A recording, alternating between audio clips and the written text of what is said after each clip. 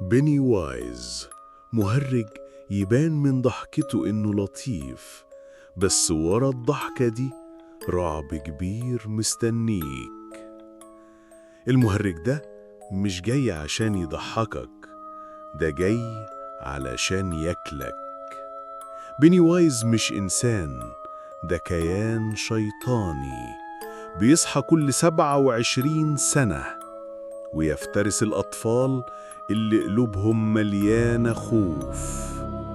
أول ضحية ليه طفل صغير اسمه جورجي، نزل يلعب في المطر ومن بعدها اختفى ومحدش لقى ليه أثر.